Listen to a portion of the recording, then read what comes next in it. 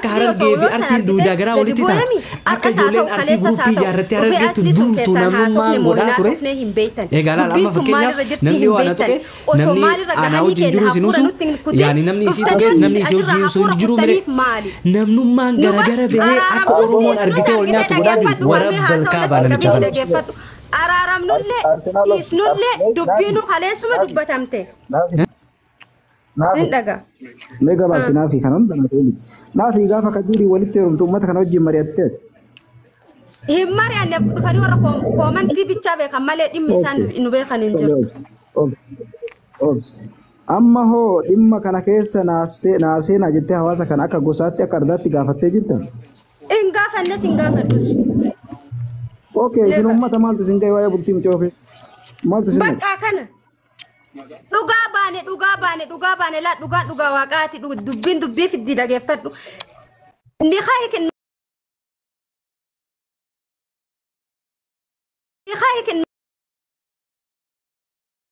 arabtan waan nagammachiisa dhugaa rabbii dubbachuudhaaf ga'ee waan jedheen leenca sadii isinii qopheessaa jedheen asirratti yoo dhuftan naafi atillee bahin kadir nama jiru kunooti sheerii irratti godha sanirratti waan jedheen mabruuk akkasuma argitee Jeneraal Dube Arsenal kunoo nama jiru Arsenal illee waan kana keessa seenaa keessaan wal ijaara asirratti fidina kadir mucattii tana ni jaalata rabbi sodaadhaa ijoollee bareentumaati walitti araarsaa jedheen akka isaa walitti araaramanillee ni fedhaan dhugaa rabbii dubbachuudhaaf maaliif bultii Tayyib atakas feeta yaasin kiyala atakas feetaami hundi isaa mana banatee dhimma biraa haasa'uu ture ati fedhii keeti ati tokkichisa yoo feete sareen kudhan dhuftee yoo sitti afaan bante mee ati akkam taata bakka sanii sagalee kiyya dhaga'ama yaasin ni dhagama lawsan kana naa deebis yaasin ati yoo waan san feete warri mana banatee namni 300 jala taa'u warra koomantii warra kaanii wajjin yogguu waan san argitee faallaa haasawanii uummata waliin naqani akkam gootame ati kophaa kan kee maal gochuu dandeetteen jira wanni ati gootu lamin ati asid amma fakkeenya mul'achuun feetu fakkeessuun feetu dhugaa dubbattee biraa kutte warri asitti sittillee dubbatu ka biraa mana biraa dhaqee nama biraa ta'u san akkam gochuu dandeetteen jira wanni ati gootu naafi ta'e na dhageetta ni dhagaye Suleymanin nama kabaju wallahi nama hedduu an kabaju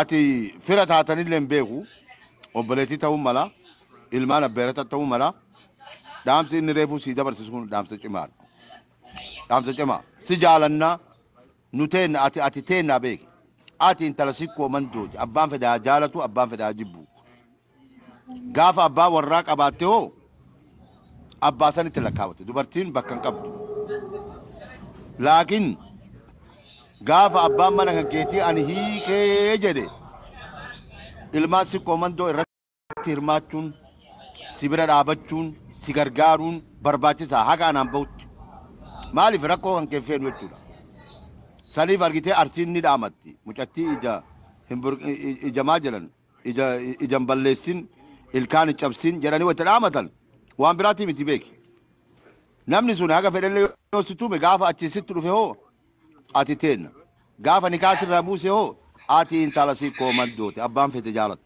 jibbitus amma wannan jechuu barbaade yoo gurbaa dhugumaan jaalatte akka obboleettitti si wajjin dubbadhaan akka ilmaatti si wajjin dubbadha akka firaatti si wajjin dubbadha akka sikkoo mandootti si wajjin dubbadha isallee kalee waliin dubbadha dubbii tana fixuun dandeettan keessaan wal janaan jantanii dhugaa jirtu walitti himtanii wal cunfiftanii araaramne jedha asbaha hi'oo sanii miti yoo jette gurbaan argitee aadaan inni qabullee aadaa zarii jaarraa abbaa gadaati yoon beeyin atuu barsiisi maanguddoolee kunoo akkanaa dubbisi Suleeman ifaa dubbisi jedhiin akkasuma argitee Mabruuk ifaa dubbisi jedhiin Sheeriyaad ifaa dubbisi jedhiin aadaa qabna seera qabna sirna qabna karoora kanaan isaayyuu qajeelchi social media kana karaa nagaatti nutti as deebi'aa siin jechuu barbaade akka nama tokkootti. Okay amma ati amma fakkeenyaaf laa yaasin dhageeffadhu amma tana jetteemi karaa fixadhaa nu as deebi'aa jette ati amma jettee dhimma kana xumurtee dubbii sila asit dhaabbattee dhimma keenya san maal fidanii dhufanii osoo nu eeddanii haala wassaala waan finnee isinitti himuu dandeenya ati akkas jettee mana cufattee deemtee raftee kuwwan dhufee dhimma biraatitti waliin laaqee nuti moonni dhimma sangadin baasne maalirra akka geessinee hin beekani maaltu gabbaanii isaan haasofsiise tana naa deebisuu dandeetta. Khaleessa dubbiin akkana waan taateef. Assalaamu alaykum warahmatullahi wabarakatuh. Wa alaykum salaam warahmatullahi wabarakatuh. Sigalee yaasina magaafin kiyya si deebe yookiin moonni yaanni kiyya sigalee na fakkaate laa dhiifama. Barsiisa. Nama lama. Barsiisa kana deebisuu fedha. Naa deebisa. Ayyee galatoon maal ta'e miidiyaa kanarratti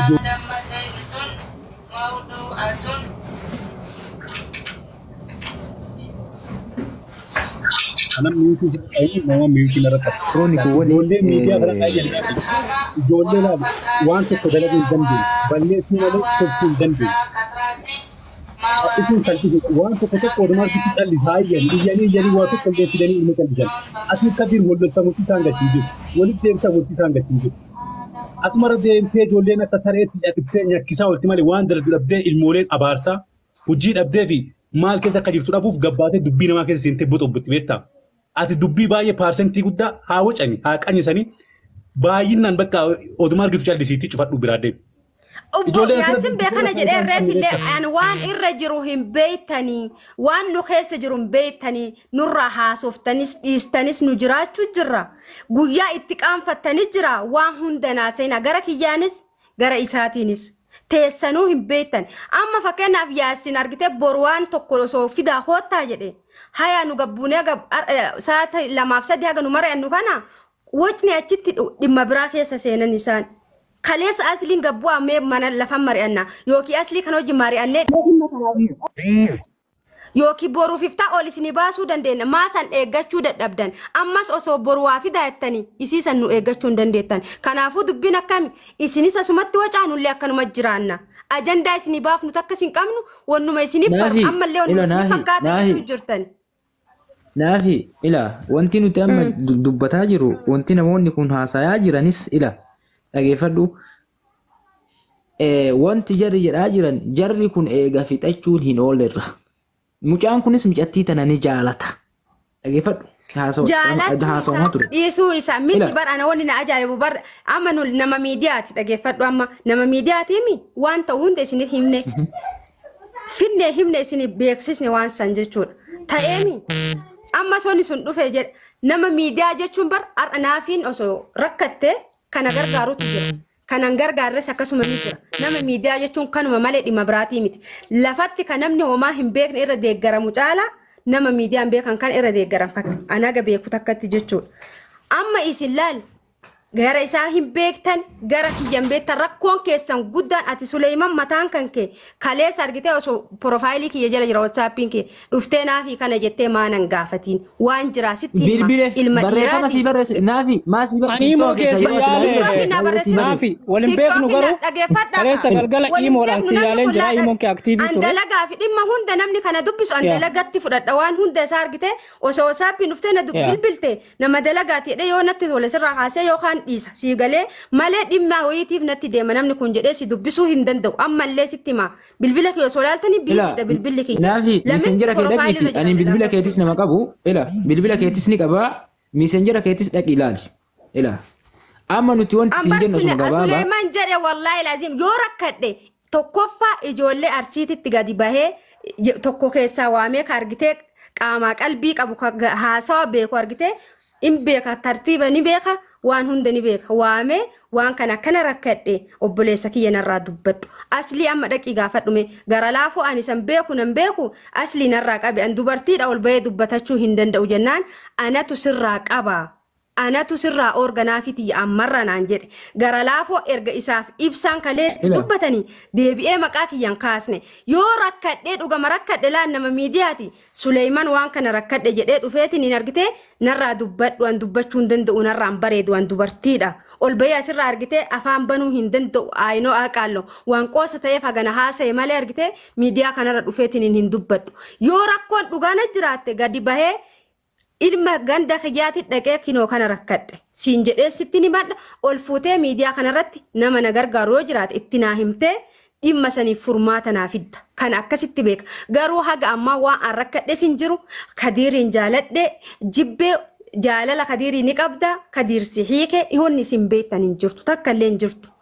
yoo namni osoo ajandaa isinii baasne silaa bar osoo ajandaa isinii baasne wanna sallaaltanii argiteeni tuffattanii dhiistan garuu namni lama miidiyaa takkan tan akkana godhuu jechuun baxaan migarmi nagarna wallaahi laziim osoo abbaa dhimmaa saniin gaafatin akkanumaan girristan an kanatu na aarse malee bar dhimma biraatii miti sacarranaa kenna dhiise hin beektan attaaquun bakka zim jettanii haasoftan laali naafi dhaggeeffadhu dhugaa jirtu sitti maatii na dhaggeeffadhu karakkoo qabu tokko mataa keeti ka jireenya keetitti illee taphataa jiru mataa keeti maaliif yoo jette dhaggeeffadhu sitti ma waan jiru hundayyuu ummanni kun sa'aadii 24 mana banatee nama 200 irratti biti miliyoona tokko irratti yoo maqaa kee kaase maaliif deebistaaf maalumaaf mana saniyyuu seenta waan isaan caalte bar maqaa kee si kaasa jiran yaa jaranii yoo mucattii dhiisa ganda nama arrabsan jirtu mucattiin tun nama haadha nama arrabsu ganda keessa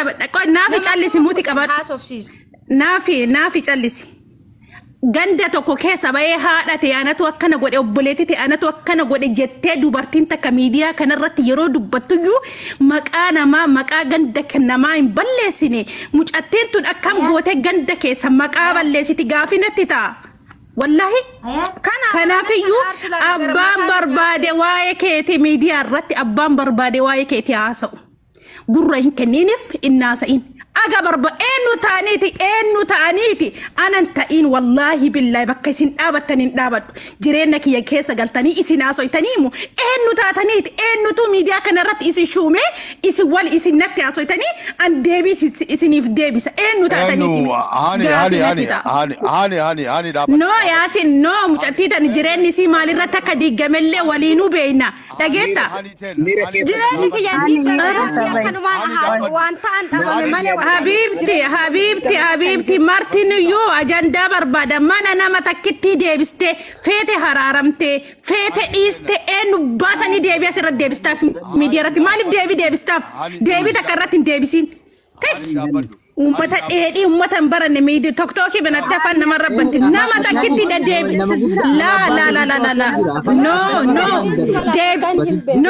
no barisin dubartiidha barisin dubartii no haa ta'u ka ati nama abbaa kee ta'u as keessa rafaa hin deebisin us maa kana hojjeta deebii nama takka hin deebisiiniif callisi gadi singalchi Suleyman kijibaatillee wareesiniti waree baratan hundi keessaniyyuu Hani tasgabbaay bareedduu teenya. Ani wanti siin jiru. Wanti si maal Sumayyaa eegi. Ilaalina lolaanii miti yaada wal amansiisa. Naafi eegi. Eenyu hani teenna anatu si gabbuuse dhiifama guddaa maaliifi nama caqasaa hin jirtu laali wanta takka beekuun sirra jiru. Arsiisi koomandoo warqiidha. Dubartiin teenna warqiidha. Namni wanti duraa of diqqeessaa jiru tokko isin. Anatu isin jedhaa jira dhugaa jirtu isinitti maaragaa hani dhiifama guddaa anas si buuse waan si buuseef nama caqasaan jirtu hin waccaa jirtaa dhagahi mucattiin namni gabbahee ifaaf bilisatti nikaa irraa buuse jedhe jaarsa isiiti dhagaa dhugarraan baqina ani jala ture mana aslii onnee keessa mana asliidha bakka asliin jirtutti mucattiin nikaa irraa buusee jedha naafi atas keessatti maal jedhaa jirti isin akkamitti beektanii akka inni nikaa irraa buusee hani si deebisaa eegi of qabbaneessi dhagahi nu hin jenne wanni nu argitee waan nikaa buuse jedhe deebi'een araarsaa jedhe namni kun kalaas araaramuu keenya nikaa buuse jedhe hime araaramuu keenya garuu hin beektan laali naafi teenna yoo araaramtan nuuf gammachuu bareedduu ta'e dhagahi ati intala si koomandooti si kabanya yoomiyyuu hammeena kan keen jaalannu akka namni tokko si miidhullee jaalannu dhugaa siin jedhaan gargaarsallee yoo taate yes ilmaan si koomandoo si bira dhaabachuun barbaachisaadha haga anaan bahutti waan barbaadde siin goona rakkoon hin jiru kanaa miti amma gaafa jaarsi kan kee gabbahee waan hin taane haasa'u nu callisuu hin dandeenyu kaleessallee mana kana ture waan hin taane watti jedhu waan biraa osoo ta'in waa'ee jireenya keessanii as gubbarti bahee dubbachuun hin barbaachisu siif innuu fixachuu dandeettan dhiiroo keessaan takka lammeessa aadaa qabna. Fixannee nu dhiisaa yoo jenne hoo gabaa uummattaa.